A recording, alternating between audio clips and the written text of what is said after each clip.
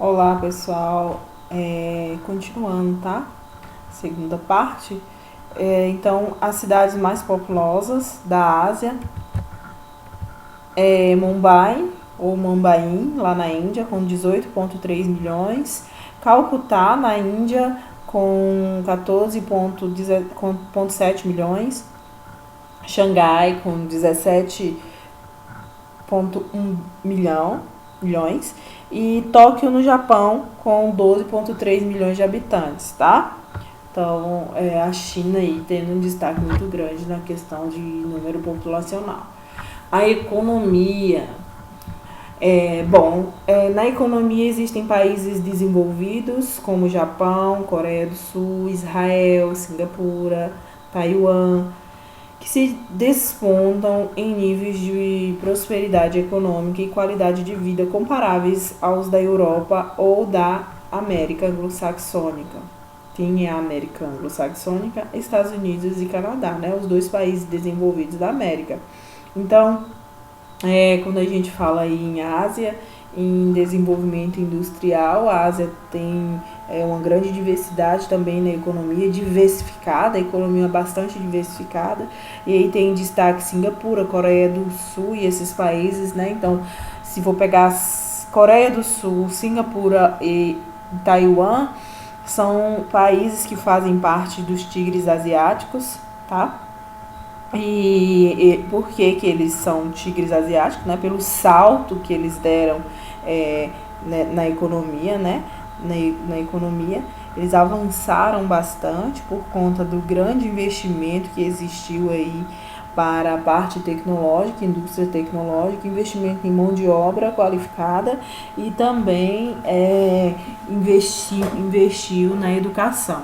Então, esses países do tigre asiático, eles estão em destaque e podem ser comparados com qualquer país de primeiro mundo, e eles estão bem equiparados, tá? Então, outros países se destacam também pela questão industrial, que também bastante diversificada lá na Ásia, que se destaca a indústria têxtil, a indústria alimentícia e também a automobilística, tá?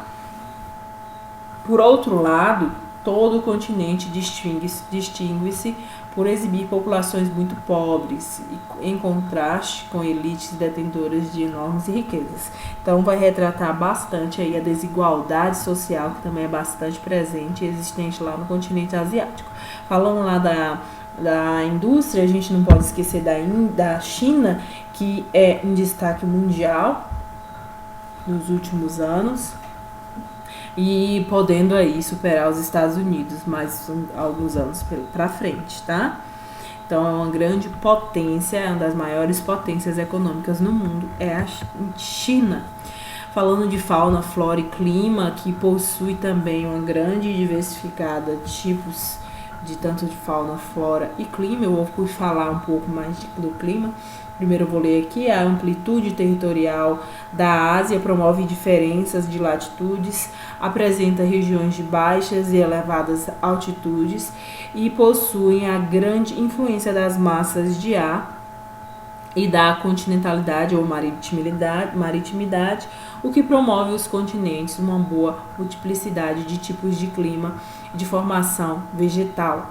Então, pessoal, se a gente for falar do clima, que tem uma grande diversidade, o clima tropical, que também existe lá, é aquele clima caracterizado por invernos mais secos. Tem também o subtropical, que possui duas estações bem definidas, o verão e o inverno. Tem o clima temperado continental, que possui quatro características de estações bem definidas, né? 4 estações bem definidas. O polar, que é o típico frio, né?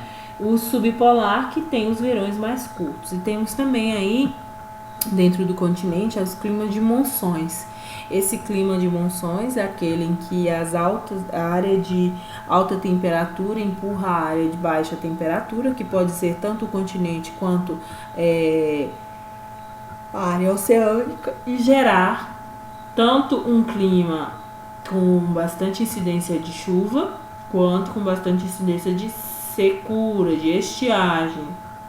Então as chuvas elas acabam ocasionando bastante prejuízo para as populações lá em determinados períodos, mas a seca também acaba ocasionando isso. Então algumas curiosidades, né? A Ásia contém a maioria dos desertos da Terra. Trouxe aí alguns desertos na Arábia Saudita, na Síria, no Tar, no Lut, né, que é do Irã, a Mongólia, a China, Turcomenistão, Irã, Israel e Negev. Os asiáticos também foram os inventores do papel, da pólvora, da bússola e da prensa impressora. Os chamados tigres asiáticos da Coreia, que é a Coreia do Sul, República da China, Singapura, Hong Kong, são as maiores potências econômicas e financeiras no continente. Eu até falei. No continente asiático, a população urbana é de 40%, enquanto a população rural é maior. Então, nesse continente inteiro, a população rural supera a população urbana. A Ásia possui 44 países independentes. As principais religiões do continente asiático são os muçulmanos e os hinduístas.